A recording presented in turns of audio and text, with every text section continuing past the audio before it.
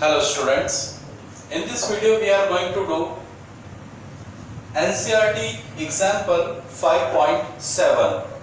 In this example we have some statements and we have to justify all the statements. Let's do one by one. We have the first statement. Magnetic field line show the direction along which a small magnetized needle always. हमसे कहा गया है कि कोई भी magnetic line जो है वो रिप्रेजेंट करेगी किसी भी मैग्नेटिक फील्ड को, तो क्या वो मैग्नेटिक लाइन किसी मूविंग चार्ज की डायरेक्शन को रिप्रेजेंट करेंगे या नहीं करेंगे। बस दो सीधी सीधी बातें। नंबर एक कि जो मैग्नेटिक लाइन है क्या वो मैग्नेटिक नीडल से रिप्रेजेंट होती है, और जो मैग्नेटिक लाइन है क्या वो मूविंग चार्ज की डायरेक्शन को रिप्रेजेंट करेंगे। तो जो पहली बात है कि यस, हम इसमें क्या लिख सकते हैं, हम ये लिख सकते हैं कि magnetic lines show the direction of magnetic needle. ठीक है, कैसे समझ लीजिए। मान लीजिए ये मैग्नेटिक नीडल है नॉर्थ और ये क्या हो गया साउथ, और जो मैग्नेटिक फील्ड की डायरेक्शन वो सेम डायरेक्शन है, ये सेम डायरेक्शन है। ठीक है, हम ये देखते हैं कि जो मैग्नेटिक नीडल है वो क्या है, मैग्नेटिक फील्ड की डायरेक्शन में है, in the direction of magnetic field. ठीक है, तो हमसे पूछा गया है कि जो मैग्नेटिक लाइन है क्या वो मूविंग चार्ज की डायरेक्शन को भी बताएंगे। तो प्यारे बच्चों, जो मैग्नेटिक लाइन है वो मूविंग चार्ज की डायरेक्शन को या उसकी फोर्स को नहीं बता सकते। ठीक है, magnetic lines never represent direction of moving charge। क्यों, समझ लीजिए। जो मैग्नेटिक लाइंस हैं वो मूविंग चार्ज की डायरेक्शन को क्यों रिप्रेजेंट नहीं करेंगे, because F is equal to Q V cross B. देख लीजिए, जो फोर्स है, जरा ध्यान देना, जो फोर्स है किस पर, मूविंग चार्ज पे, वो मैग्नेटिक फील्ड के हमेशा क्या होता है, perpendicular. F is always perpendicular to B, hence B यानी मैग्नेटिक लाइंस never align यानी उसी डायरेक्शन में, never align in the direction of F। तो B क्या है, मैग्नेटिक फील्ड, F क्या है, फोर्स ऑन मूविंग चार्ज यानी मूविंग चार्ज की डायरेक्शन। तो चूंकि एक हमेशा क्या रहेंगे, परपेंडिकुलर, तो मैग्नेटिक फील्ड कभी भी इसकी डायरेक्शन को क्या नहीं करेगा, रिप्रेजेंट करेगा। तो क्लियर हो गया कंसेप्ट आपको। चलिए, हाँ, मैग्नेटिक लाइन जो है वो नीडल की डायरेक्शन को रिप्रेजेंट जरूर कर सकते हैं। चलिए,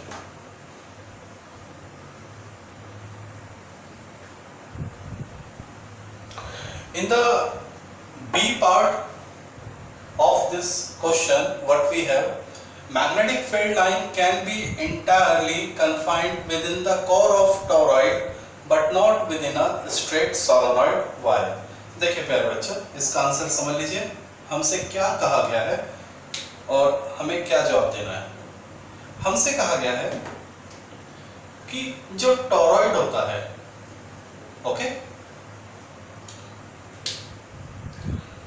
टोरॉइड में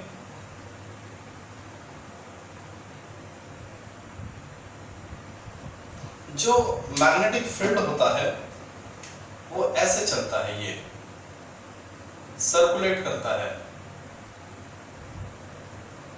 टोरॉइड के अंदर।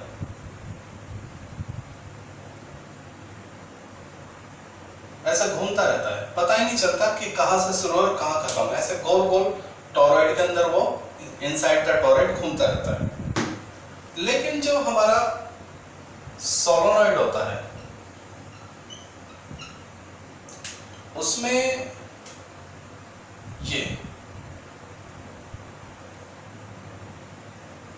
ठीक है, ये होता है मैग्नेटिक फील्ड किसके लिए?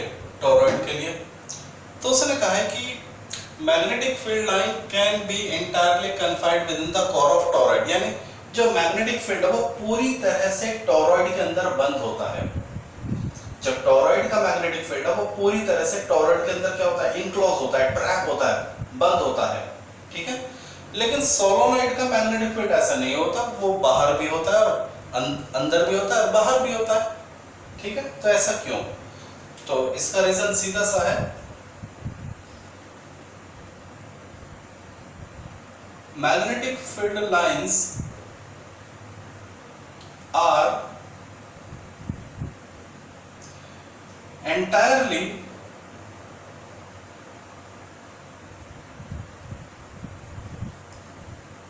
confined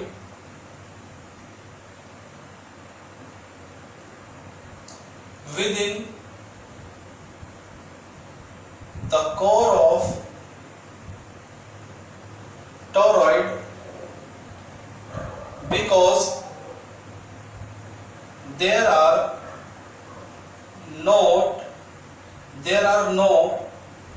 open ends in toroid।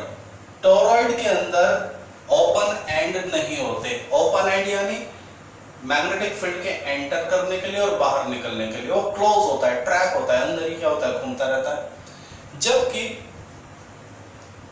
Solenoid में क्या होता है? In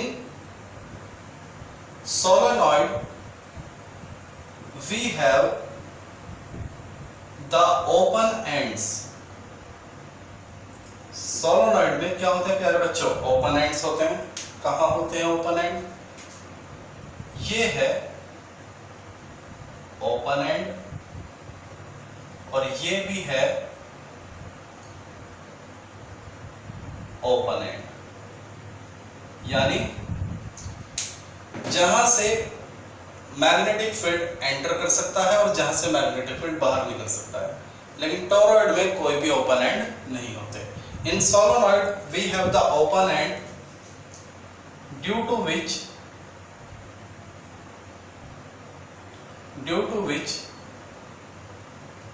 magnetic field exists both inside and outside the solenoid। Toroid में कोई भी ओपन एंड नहीं होते, इसलिए ना तो मैग्नेटिक फील्ड बाहर से एंटर करता है और ना ही अंदर से बाहर जाता है, वो अंदर ही अंदर घूमता रहता है। जबकि सोलोनॉइड में हमारे पास ओपन एंड्स होते हैं, मैग्नेटिक फील्ड ऐसे अंदर आता है ऐसे निकल जाता है। Okay,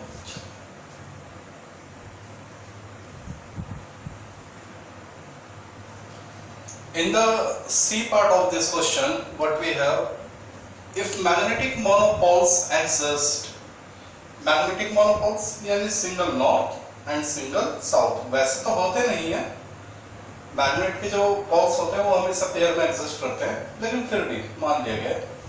If magnetic monopoles exist, how would the Gauss law of magnetism can be modified? तो प्यारे बच्चे एक बार जरा आपको बता देते हैं मैग्नेटिज्म के लिए गॉस लॉ क्या होता है, उसके बाद क्या उसमें मॉडिफिकेशन होगा, लेट्स सी। तो चलो ध्यान दीजिए इसका आंसर क्या बनेगा।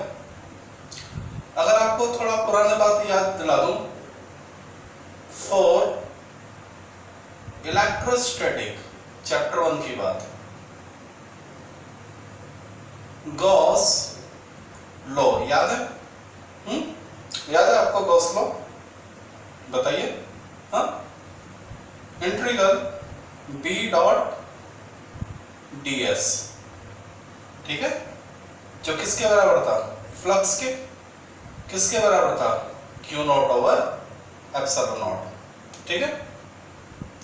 या तो ये याद आ रहा है, देखिए phi is equal to this, और phi किसके बराबर था? इंटीग्रल B डॉट ds और इंटीग्रल भी कैसा, क्लोज इंटीग्रल। समझ में आता भाई? तो मैं आपको बता दूं याद करने का तरीका। ये रफली लिख लीजिए,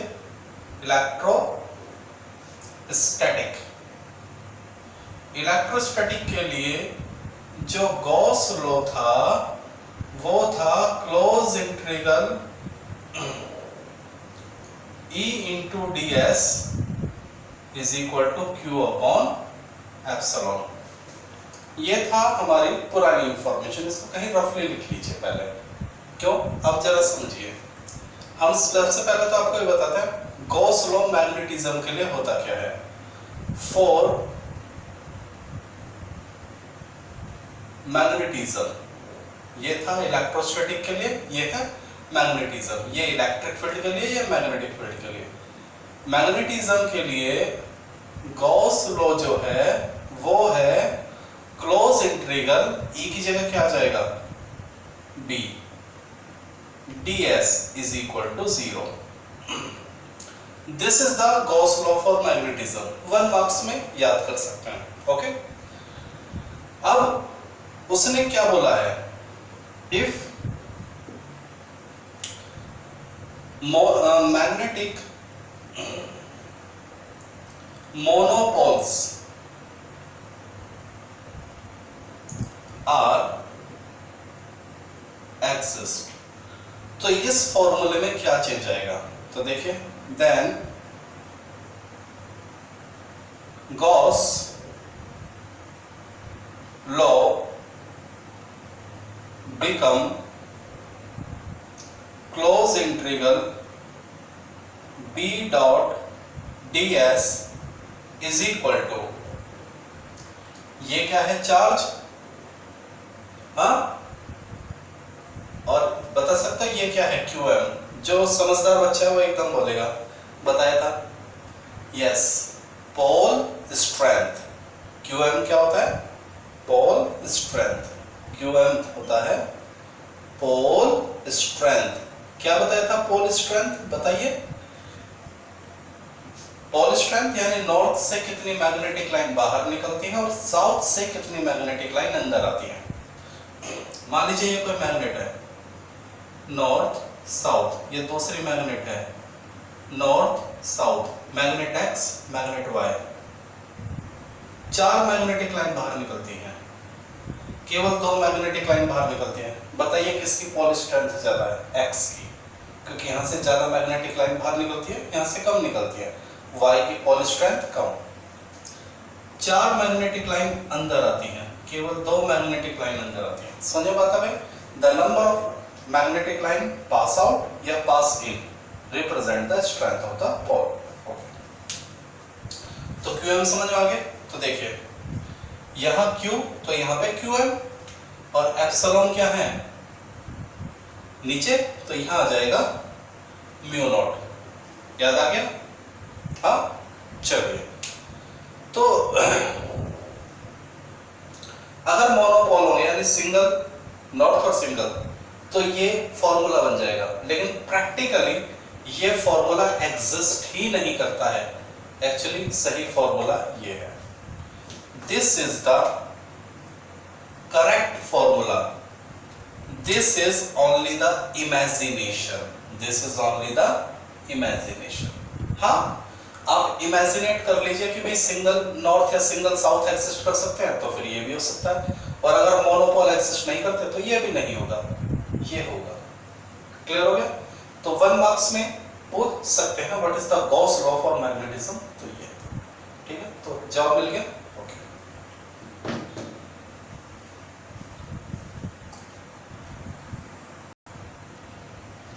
in the D part of this numerical, what we have, does a bar magnet exert torque on itself due to its own field? हमें मालूम है कि अगर हमारे पास एक बार मैग्नेट है नॉर्थ साउथ, और इसको हम किसी मैग्नेटिक फील्ड में रख देते हैं तो ये जो मैग्नेट है ये टर्न करता है, रोटेट करता है, ठीक है। तो यानी ये जो मैग्नेटिक फील्ड है ये इस बार मैग्नेट पे टॉर्क लगाता है। पर प्यारे बच्चों, ये मैग्नेटिक फील्ड इस मैग्नेट का नहीं होता। बात समझा भाई?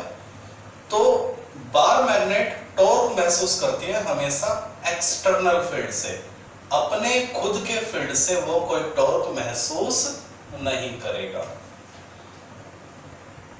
बार मैग्नेट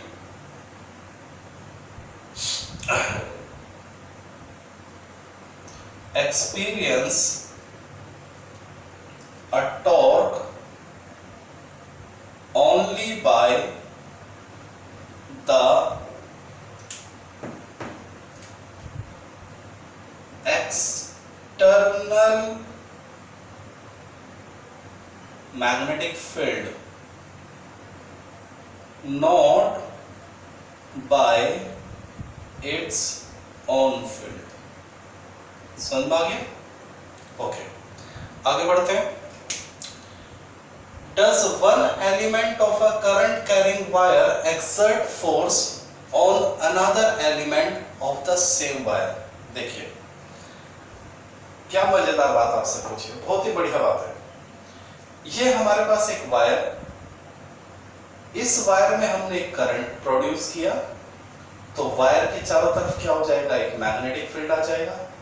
अब क्या वो मैग्नेटिक फील्ड इसी वायर पे फोर्स लगा सकता है या नहीं, ये हमसे पूछा है। तो क्या पॉसिबल है? यस, बस हमें वायर को थोड़ा सा मॉडिफाई करना है। लेट्स सी, देखिए बहुत ही बढ़िया क्वेश्चन। प्यारे बच्चों जरा ध्यान देना, ये हमारे पास एक वायर, ओके। अब ये मेरा वायर हो गया, मेरे पास इस वायर में है एक करंट आई, ठीक है। ये इसमें करंट क्या हो गया, आई, और इस करंट आई की वजह से ये क्या हो गया, इस वायर के चारों तरफ क्या आ गया प्यारे बच्चों, एक मैग्नेटिक फील्ड आ गया। इस वायर को नाम देता हूं मैं ए बी। बात समझा भाई? अब मैंने क्या किया, मैं इस वायर को एक लूप में कन्वर्ट कर लेता हूं। अभी तो क्या है, सीधा है, स्ट्रेट है, करंट है, मैग्नेटिक फील्ड आ गया, ओके। अब मैं क्या करता हूं, मैं इस वायर को करंट के अमाउंट सेम रखता हूं, सब कुछ सेम, बस इस वायर को मैं मोड़ के लूप बना लेता हूं। चाहे सर्कुलर बना लो, चाहे ट्रायंगुलर बना लो, चाहे रेक्टेंगुलर बना लो, कैसी भी शेप दे देता हूं। फॉर एग्जांपल देखिए, मैं क्या करता हूं, इस वायर को मैंने क्या किया, ऐसे लूप में कन्वर्ट कर लिया। ये जो स्ट्रेट वायर था इसको मैंने लूप बना लिया, ए, ओके। और इसको ऐसे, ये जो मेरा स्ट्रेट वायर था इसको मैंने लूप में कन्वर्ट कर लिया। Straight wire convert into loop. अब जरा ध्यान देना बेटा, ए से चलने वाला तो करंट ये रहा, क्लियर हो गया। ये करंट ऐसे जाएगा, ऐसे जाएगा, ऐसे जाएगा, गोल गोल घूमेगा, सीधा वायर स्ट्रेट था तो करंट भी स्ट्रेट चलेगा, वायर गोल गोल हो गया मतलब लूप हो गया तो करंट भी लूप हो गया। अब जरा ध्यान देना, इस हिस्से में ये जो मैं नाम दे देता हूं इसको, मैं इसको नाम देता हूं एक्स वाई जेड। होंगे इसके बीच में, ये एक्स होगा, ये वाई होगा, ये कोई जेड होगा, बीच में होंगे। चलिए, तो जब ए से करंट चला तो मैग्नेटिक फील्ड होगा, और वो मैग्नेटिक फील्ड कभी ना कभी किसको अप्रोच करेगा, वाई जेड को अप्रोच करेगा। बात समझा भाई? तो ये मैग्नेटिक फील्ड किसका है, ए एक्स का, और जरा ध्यान देना, जो मेरा वाई जेड है वो एक क्या हो गया, करंट कैरिंग वायर। तो वाई जेड एक क्या है, करंट कैरिंग वायर, और वो किसकी कांटेक्ट में आ गया, एक दूसरे वायर के मैग्नेटिक फील्ड में। तो AX का मैग्नेटिक फील्ड अगर एक बार YZ तक पहुंच गया तो वो उस पर क्या लगाएगा, फोर्स। और मजेदार बात है YZ क्या है, उसी वायर का तो हिस्सा है, तो ये पॉसिबल है। बस हमें वायर की शेप को मॉडिफाई करना पड़ेगा, ठीक है। तो क्या लिखेंगे, yes it is possible.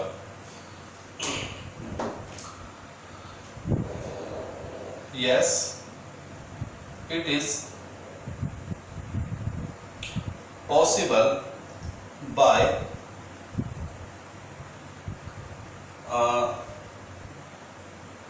changing the shape of straight wire in loop form। बस आप क्या कीजिए, स्ट्रेट वायर को लूप फॉर्म में कन्वर्ट कर दीजिए, तो ये पॉसिबल हो जाएगा। यानी एक ही वायर में करंट है, उसी का मैग्नेटिक फील्ड है, और उसी वही मैग्नेटिक फील्ड उसी वायर के दूसरे हिस्से पर क्या लगा है, force. What a wonderful imagination. Okay, लेकिन प्यारे बच्चों, टॉर्क बार मैग्नेट में ऐसा नहीं होगा। बार मैग्नेट को टॉर्क महसूस करने के लिए अपने मैग्नेटिक फील्ड नहीं चाहिए, उसे हमेशा दूसरे मैग्नेटिक फील्ड की हेल्प लेनी पड़ेगी।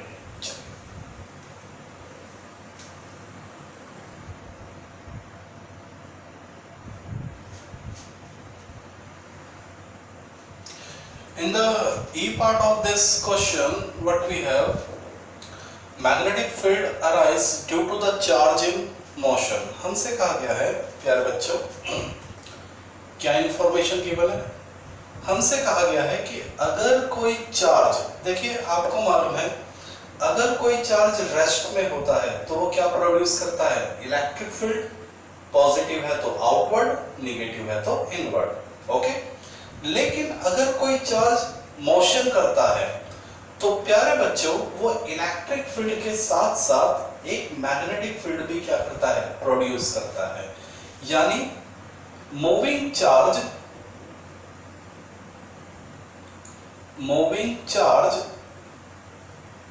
Produce magnetic field. ओके, बात समझा भाई।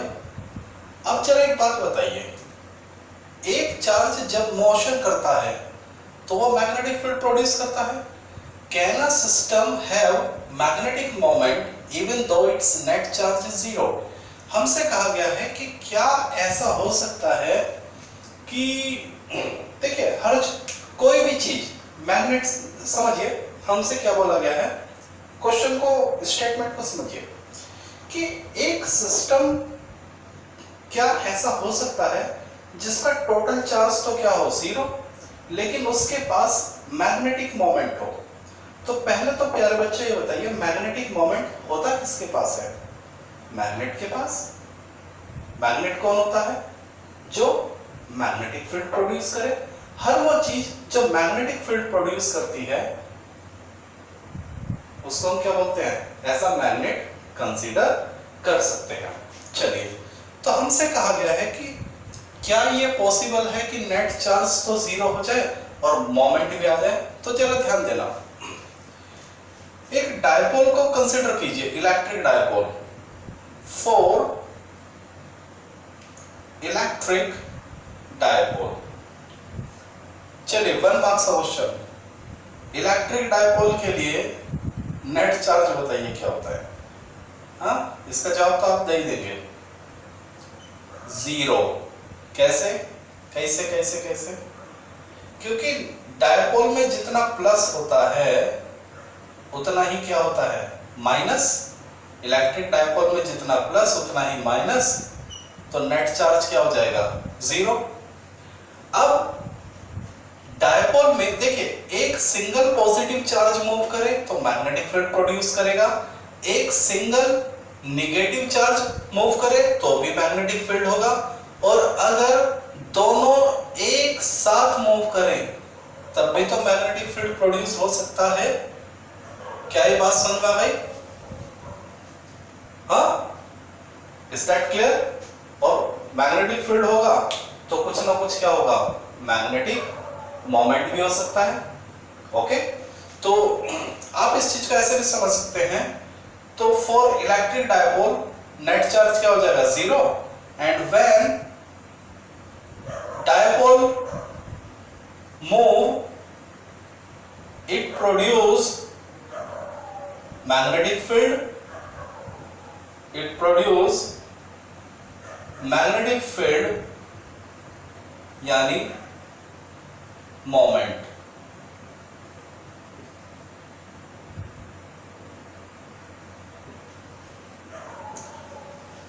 समझ में आ गया?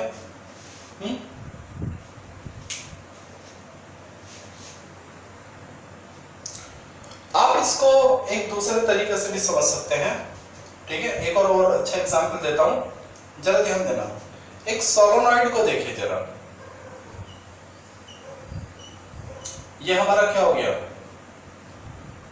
सोलोनॉइड। ओके, सोलोनॉइड के एक चक्कर को ध्यान रखते हैं, फॉर वन टर्न, केवल एक चक्कर को देखिए, ये एक चक्कर हो गया। ओके, अब हम क्या करते हैं, इस चक्कर में देखिए क्या है, ये करंट ये ऐसे करंट गोल गोल घूम रहा है।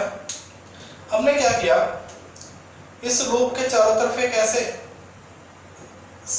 मतलब एक एरिया कंसीडर करके, ये जैसे ये, तो गौर कीजिए, इसमें जितना करंट एंटर करता है उतना ही करंट क्या हो जाएगा, बाहर आ जाएगा। इस सरफेस के लिए जब मैंने शेडेड सरफेस कंसीडर करी है, जितना चार्ज एंटर आएगा उतना ही क्या हो जाएगा, बाहर। इस सरफेस को, ये क्या है, सरफेस, तो फॉर सरफेस एस नाम दे देता हूं, एस, नेट करंट कितना हो जाएगा, 0, क्योंकि जितना एंटर करा उतना ही बाहर निकला। तो अगर नेट करंट 0 है, ठीक है बेटा, तो करंट का फॉर्मूला क्या होता है, I is equal to Q over T. तो अगर नेट करंट 0 है तो Q ओवर T 0 हो जाएगा, यानी Q क्या हो जाएगा, 0। तो एक टर्न के लिए जितना चार्ज एंटर करता है उतना ही चार्ज क्या हो जाता है, बाहर चला जाता है। तो नेट चार्ज क्या हो गया, 0। क्या बात समझा भाई? सोलोनॉइड के एक चक्कर की अगर हम बात करें तो उसमें कहीं भी आप एक एरिया कंसीडर कर लीजिए, तो जितना करंट एंटर करेगा उतना ही करंट क्या हो जाएगा, बाहर। तो यानी जितना चार्ज एंटर करेगा उतना ही चार्ज बाहर चला जाएगा। तो नेट चार्ज क्या हुआ, 0, नेट करंट 0 यानी नेट चार्ज 0। क्या ये बात समझ में? ओके, अब जो मेरी सोलोनॉइड है उसके हर टर्न के लिए नेट चार्ज क्या है, 0। तो सभी टर्न के लिए क्या होगा, नेट चार्ज 0 होगा, नेट चार्ज 0 सोलोनॉइड के लिए। और इसमें जो मैग्नेटिक फील्ड बनता है वो देखिए कैसे होता है, ऐसे, ठीक है। तो जहां से एंटर किया साउथ, जहां से बाहर निकला नॉर्थ, बात समझ आ गई? तो जितना साउथ उतना ही नॉर्थ, और कुछ ना कुछ क्या होगी सोलोनॉइड की लेंथ, तो इसके पास क्या होगा, एक मोमेंट होगा या नहीं होगा, ठीक है। मोमेंट क्या होता है, आई ए, सोलोनॉइड के लिए मोमेंट क्या होता है, आई ए, करंट भी है, एरिया भी है, तो मोमेंट होगा। तो सोलोनॉइड के लिए मोमेंट एग्जिस्ट करता है और नेट चार्ज क्या होता है, 0। तो आप इसको इस एग्जांपल से भी समझा सकते हैं। तो क्लियर हो गया?